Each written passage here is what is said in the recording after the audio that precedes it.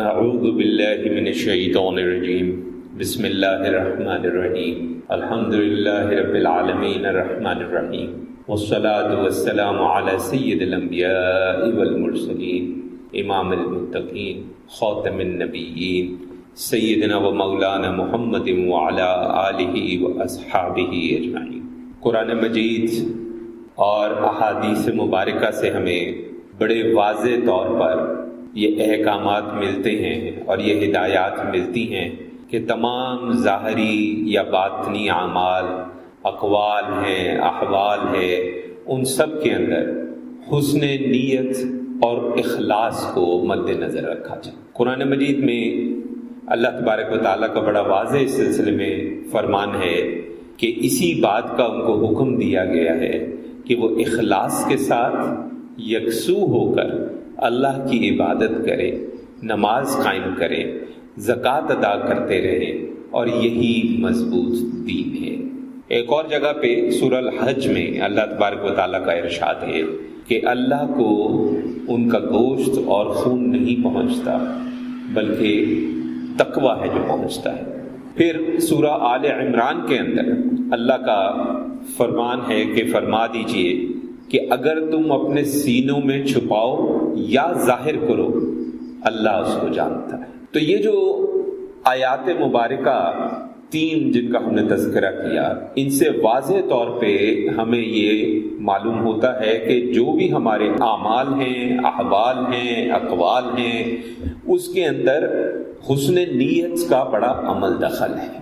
اگر حسن نیت نہیں ہے اور اخلاص نہیں ہے تو یہ جو اعمال اور احوال اور اقوال ہیں، ان کی حیثیت ریاکاری سے زیادہ کچھ بھی نہیں ہے۔ اب کچھ احادیث مبارکہ بھی دیکھ لیں۔ حضرت عمر بن الخطاب رضی اللہ تعالیٰ عنہ روایت کرتے ہیں کہ رسول اللہ صلی اللہ علیہ وسلم کو ہم نے سنا کہ بے شک اعمال کا دار و مدار نیتوں پر ہے۔ اچھا، پوری حدیث بیان کرنے سے پہلے ایک بات ہم عرض کر دیں۔ ہمارے اکثر ایک عجیب معاملہ ہے، کئی بار ہم نے لوگوں کو دیکھا کہ غلط کام کر رہے ہیں جو شرعاً ناجائز ہے، لیکن اگر کہا جائے کہ جناب یہ ناجائز کام ہے تو کہتے ہیں کہ نہیں جی ہماری نیت فلاں ہے۔ تو ایک چیز تو ذہن میں رکھیں کہ جس چیز کو دین نے ناجائز کہا ہے، وہ نیت اچھی ہو یا نیت بری ہو، وہ ناجائز ہی ہے، سوائے اس کے کہ کوئی رخصت دین ہی نے ہمیں دی ہو۔ جیسے ہمیں پتہ ہے کہ حرام نہیں کھایا جا سکتا، مردار نہیں کھایا جا سکتا، لیکن دین نے یہ بھی کہا کہ بالکل ایسی صورت ہو کہ بندہ مر جائے گا تو صرف اتنا، یہ نہیں کہ پیٹ بھر کے، صرف اتنا کہ کم از کم زندگی اس کی بچ جائے، اس کو اجازت دی۔ تو اگر دین نے کہیں رخصت دی ہے کسی وجہ سے تو اس معاملے میں وہ رخصت استعمال کرنا اور بات ہے، لیکن یہ کہنا کہ چونکہ حدیث سے ثابت ہے کہ انما اعمال بالنیات، کہ جی اعمال جو ہیں ان کا دار و مدار نیتوں پر ہے، یہ چونکہ حدیث میں ہے اس لیے ہم یہ ناجائز کام کر رہے ہیں لیکن ہماری نیت ٹھیک ہے، استغفر اللہ، ایسا نہیں ہوتا۔ حضرت صلی اللہ علیہ وسلم کو فرماتے سنا کہ بے شک اعمال کا دار و مدار نیتوں پر ہے اور ہر ایک کے لیے وہی ہے جو اس نے نیت کی۔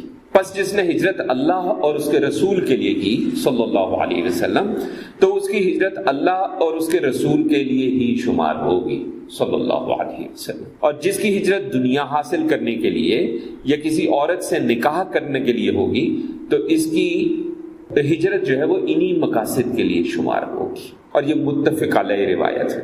اس میں اگر تھوڑا سا اس حدیث کی شرح دیکھی جائے تو اصل میں باقاعدہ صحابہ کا ظاہر ہے آپس میں جس طرح ہم آپس میں دوست ہوتے ہیں تو ایک نفیس سا مذاق چلتا ہے، مذاق نفیس ہو، اور جو دین نے ہماری حدود قائم کی ہیں اس کے اندر رہتے ہوئے ہو تو وہ جائز ہے، اس میں ایسی کوئی بات نہیں۔ اسی طرح صحابہ بھی آپس میں چونکہ دوست تھے، احباب تھے، تو ان میں بھی نفیس مذاق جو ہے وہ چلا کرتا تھا۔ تو ایک جو کہ ہجرت کی تھی انہوں نے وہ اس لیے کی تھی کہ ایک خاتون سے نکاح کی غرض سے کی تھی، تو جو ساتھی صحابہ تھے وہ ان کو تھوڑا سا مذاق کیا کرتے تھے، انہوں نے باقاعدہ ان کا ایک نام رکھ دیا تھا۔ تو یہ اس کی شرح میں یہ ہمارے شارحین نے یہ واقعہ بھی بیان کیا اور بھی کچھ واقعات بھی بیان کیے کہ اصل جو مقصد ہے وہ نیت کا ہے، کہ جس لیے دیکھیں ایک کام ہے، جیسے مثال کے طور پہ واقعہ آپ نے بھی سنا ہوگا، کسی نے کہا کہ جناب یہ گھر میں آپ نے روشن دان کیوں بنائے ہیں، تو انہوں نے کہا کہ جناب اس سے ہوا اندر جو ہے وہ اچھی آتی ہے. تو انہوں نے کہا کہ اگر آپ کی نیت یہ ہوتی کہ روشن دان اس لیے ہے کہ اذان کی آواز آئے گی تو یہ عبادت بن جاتی، اور ہوا نے تو آنا ہی آنا تھا. تو نیت اگر درست رکھیں اور اچھی رکھیں تو وہی عمل جو عام دنیاوی عمل ہے وہ ہمارے لیے باعث ثواب ہو جاتا ہے.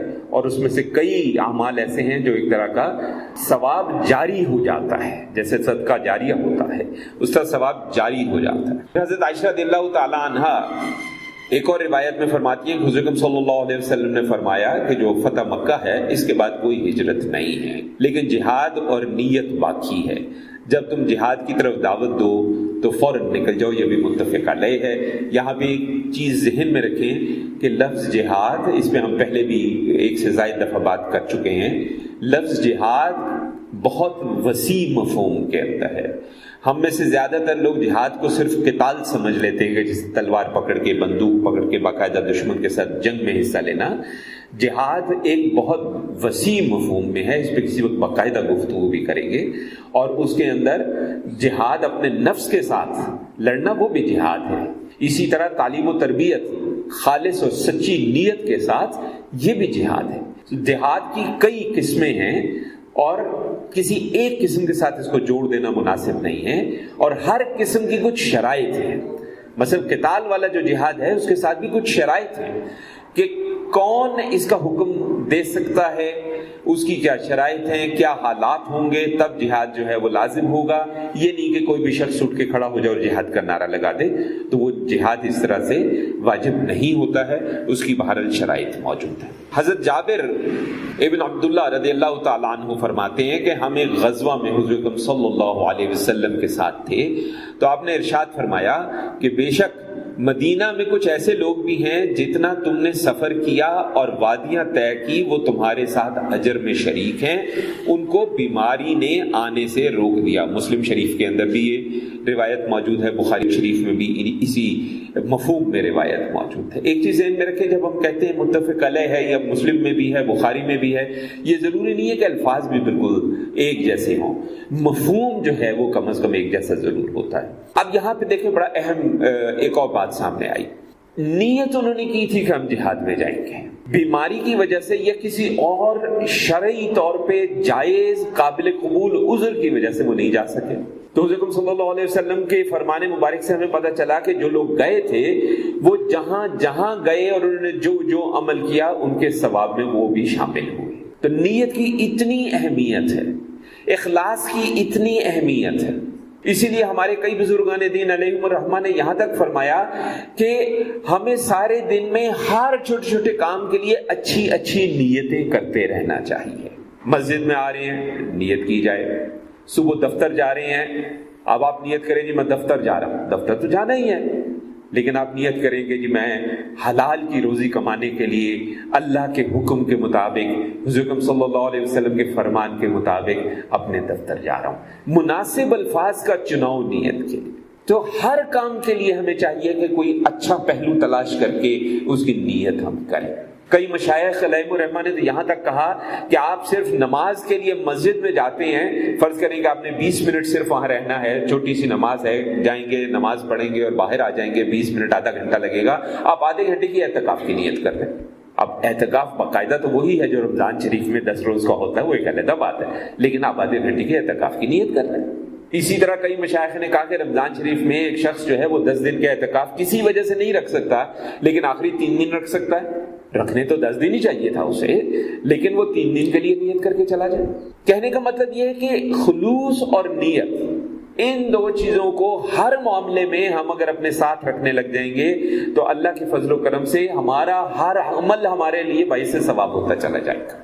ایک اور روایت جو ہے اس میں حضرت انس رضی اللہ تعالیٰ عنہ سے اس طرح سے ہے کہ حضور صلی اللہ علیہ وسلم غزوہ تبوک سے جب واپس آ رہے تھے تو آپ نے ارشاد فرمایا کہ ہمارے پیچھے مدینہ میں کچھ ایسے لوگ ہیں کہ ہم جس گھاٹی میں یا جس وادی میں سفر کریں گے وہ ہمارے ساتھ اجر میں شریک ہیں، اور ان کے عذر نے انہیں ہمارے ساتھ آنے سے روک دیا. جائز شرعی قابل قبول عذر ہونا چاہیے. جن لوگوں کے عذر جائز نہیں تھے، ایسے بھی کچھ لوگ تھے، ان کو دین نے منافق کہا تھا. ایک اور حدیث میں آتا ہے کہ جو صحابی ہیں رضی اللہ تعالیٰ عنہ جن کا تعلق یہ ابو اسحاق بن ابی وقاص رضی اللہ تعالیٰ عنہ جو 10 صحابہ میں سے ہیں جن کو جنت کی خوشخبری دی گئی، کہتے ہیں کہ حضور صلی اللہ علیہ وسلم میرے پاس حجۃ الوداع والے سال عیادت کے لیے تشریف لائے، کیونکہ میں شدید درد میں مبتلا تھا۔ میں نے عرض کیا کہ آپ دیکھ رہے ہیں کہ میرا درد کس قدر شدید ہے، اور میں مالدار ہوں، اور میری وارث جو ہے وہ صرف ایک بیٹی ہے، کیا میں مال کا 2/3 صدقہ کر دوں؟ حضور صلی اللہ علیہ وسلم نے فرمایا نہیں۔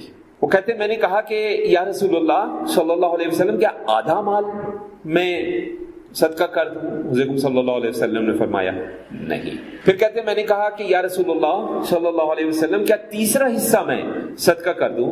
تو حضور صلی اللہ علیہ وسلم نے فرمایا تیسرا حصہ بہت یا بڑا ہے، اگر تم اپنے ورثاء کو مالدار چھوڑ کر جاؤ تو یہ اس سے بہتر ہے کہ تم ان کو تنگ دست اور محتاج چھوڑ جاؤ اور وہ لوگوں کے آگے ہاتھ پھیلاتے ہیں۔ تو ہمارے یہاں یہ بھی جو ایک سوچ ہے کہ جی میں سب کچھ جو ہے وہ اللہ کی راہ میں خرچ کر دوں اور بیوی بچہ پیچھے بھوکا پڑ بیٹھا رہے، اس میں اس حدیث سے اس کا ثبوت ملتا ہے کہ یہ بات جو ہے وہ درست نہیں ہے۔ ہمیں اس میں حضرت ابوبکر رضی اللہ تعالیٰ عنہ کا قصہ بیان کیا جاتا ہے کہ جب وہ سامان لائے تو پوچھا کہ گھر والوں کے لیے کچھ چھوڑ آئے ہو یا نہیں چھوڑا ہے، انہوں نے کہا جی میں اللہ اور اللہ کا رسول چھوڑ آیا ہوں۔ ذہن میں رکھیں کہ وہ وقتی طور پہ ایک خاص معاملے کے لیے ایک واقعہ ہوا تھا، وہ تا حیات اور عمر بھر کے لیے نہیں تھا معاملہ کہ پیچھے سے جو ہمارے اہل و عیال ہیں ان کو خدا نخواستہ غربت میں ڈال کے ہم نے یہ کام کیا، ایسا نہیں تھا۔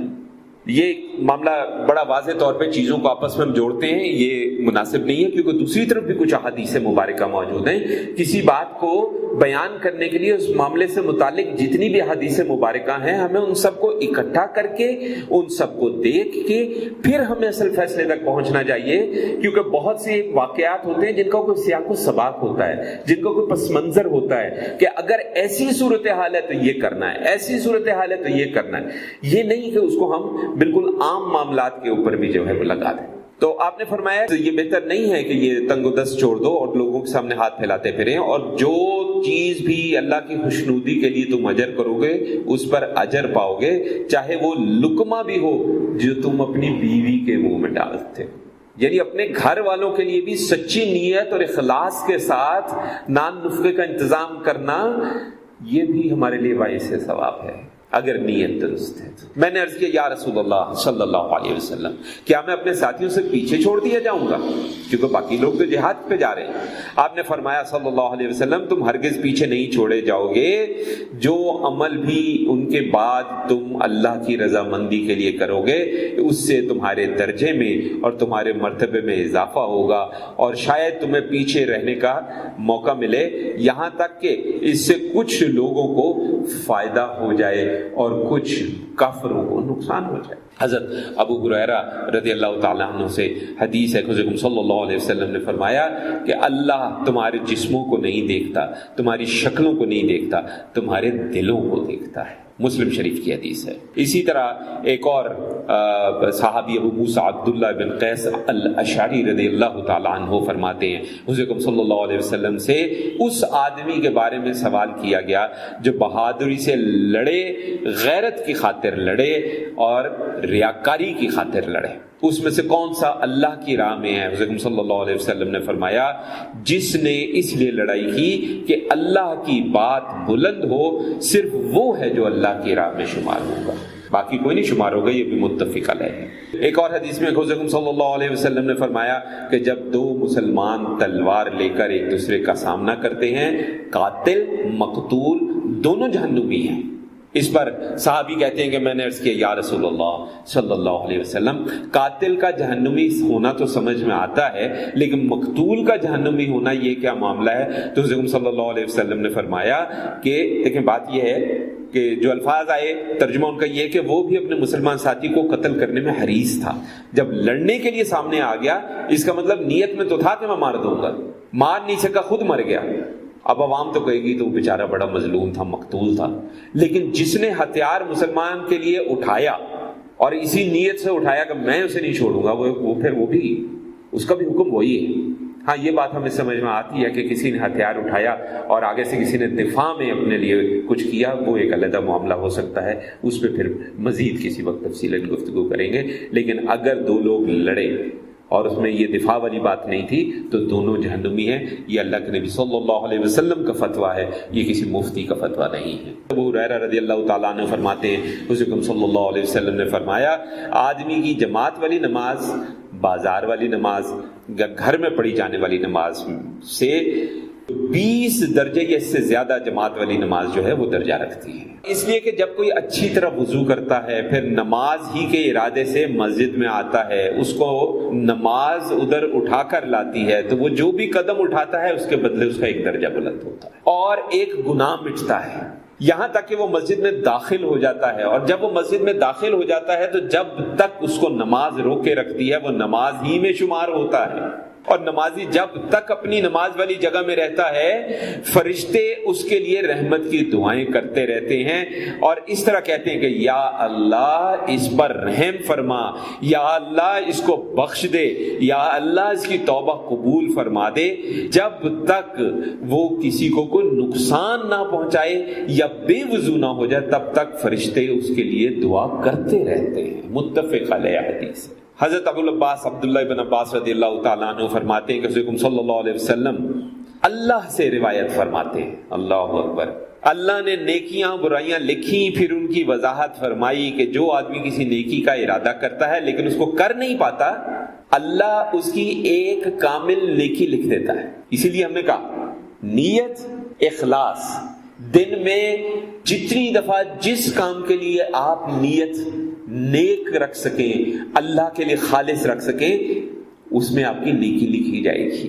اور اگر ارادہ کرے اور اس کو کر گزرے تو اللہ تعالیٰ 10 نیکیوں سے لے کے 700 گنا تک بلکہ اس سے بھی کئی گنا زیادہ نیکیاں اس کے لیے لکھ دیتا ہے. اور اگر وہ برائی کا ارادہ کرتا ہے اور اس کو کرتا نہیں ہے تو اللہ اس کی بھی ایک کامل نیکی لکھ دیتا ہے. اور اگر ارادہ کر کے اس کو کر لیتا ہے تو اس کی پھر ایک برائی لکھتا ہے. یہ بھی متفق علیہ ہے. حضرت ابو عبد الرحمن عبداللہ بن عمر بن الخطاب رضی اللہ تعالیٰ عنہ فرماتے ہیں کہ حضور صلی اللہ علیہ وسلم سے میں نے سنا کہ تم سے پہلی امتوں کے 3 آدمی سفر کر رہے تھے. یہ واقعہ اکثر ہمارے علماء بھی بیان کرتے ہیں. رات گزرنے کے بعد ایک غار میں داخل ہوئے، پہاڑ سے ایک پتھر لڑک کر غار کے منہ کو اس پتھر نے بند کر دیا. انہوں نے آپس میں ایک دوسرے سے کہا اس پتھر سے نجات کی ایک ہی صورت ہے کہ ہم اپنے اپنے نیک اعمال کا وسیلہ اللہ کی راہ میں پیش کرتے ہیں، اللہ کی بارگاہ میں پیش کرتے ہیں.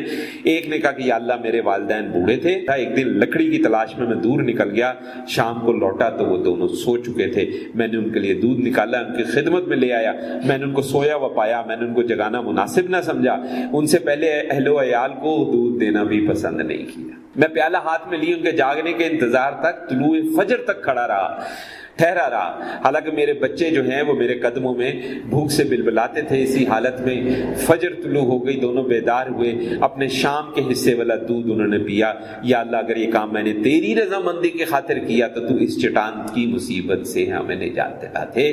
چٹان تھوڑی سی اپنی جگہ سے ہل گئی لیکن اتنی ہلی تھی کہ ابھی غار سے نکلنا ممکن نہیں تھا. تو دوسرے نے کہا کہ یا اللہ میری ایک چچا زد بہن تھی جو مجھے محبوب تھی اور میں نے اس سے اپنی نفسیانی خواہش پوری کرنے کا اظہار کیا. وہ اس پہ آمادہ نہ ہوئی لیکن قحط سالی کا سال پیش آیا تو وہ بہت مشکل میں تھی، میرے پاس آئی تو میں نے اس کو 120 دینار اس شرط پر دیے کہ وہ میری خواہش پوری کرتے. استغفر اللہ. وہ مجبور ہو گئی، اس نے آمادگی ظاہر کی، لیکن پھر میں اللہ سے ڈر گیا اور میں نے یہ کام نہیں کیا، میں اس فعل سے باز آ گیا. لیکن وہ جو کچھ میں نے اس کو دیا تھا وہ بھی میں نے اس کو ہبہ کر دیا. تو اگر میں نے تیری رضا جوئی کے لیے کیا تو ہمیں اس مصیبت سے نجات دلا دے. تو حدیث میں آیا کہ چٹان تھوڑی سی اور اپنی جگہ سے ہٹ گئی مگر ابھی بھی اتنی نہیں کھلی کہ تینوں نکل سکتے تھے. تو تیسرے نے کہا کہ یا اللہ میں نے کچھ مزدور اجرت پر لگائے تھے، ان کو تمام مزدوری بھی دے دی تھی، ایک آدمی اس میں سے مزدوری چھوڑ کر چلا گیا، میں نے اس کی مزدوری کاروبار میں لگا دی، یہاں تک کہ وہ بہت زیادہ مال اس سے جمع ہو گیا. ایک عرصے بعد میرے پاس آیا، اے اللہ کے بندے میری مزدوری مجھے عنایت کر دی. میں نے کہا تم اپنے سامنے جتنے اونٹ اور گائے اور بکریاں اور غلام دیکھ رہے ہو یہ سب تمہاری مزدوری ہے. اس نے کہا کہ میرے ساتھ مذاق مت کرو. میں نے کہا میں مذاق نہیں کر رہا. وہ سارا مال لے گیا، اس میں سے کچھ بھی اس نے نہ چھوڑا. یا اللہ اگر میں نے تیری رضامندی کے لیے کیا تو ہمیں اس مصیبت سے جس میں ہم مبتلا ہیں نجات دلا دے. اس کے بعد چٹان اتنی ہٹ گئی کہ یہ تینوں باہر نکل آئے. متفق علیہ. یہ جو جتنی بھی احادیث مبارکہ ہم نے دیکھی ہیں ان سے ہمیں صرف ایک سبق ملتا ہے. ہمیں سارا دن اپنے ہر کام میں سے کوئی نہ کوئی ایسا پہلو نکالنے کی کوشش کرنی ہے کہ جس کی وجہ سے وہ کام ہمارے لیے باعث ثواب ہو جائے، اور اگر کبھی زندگی میں ہم کسی مشکل میں پڑیں تو ہم پھر اپنی ان نیتوں کا اور اپنے ان اچھے کاموں کا وسیلہ اللہ کی بارگاہ میں پیش کر سکیں، اللہ سے مغفرت طلب کر سکیں اور اللہ سے اس مشکل سے نجات کی التجا کر سکیں۔ اللہ تبارک و تعالی ہمیں توفیق دے، اذن دے، فہم دے، آمین۔ وصلی اللہ علی خیر خلقہ سیدنا و مولانا محمد وعلی آلہ و اصحابہ اجمعین برحمتک یا رب العالمین۔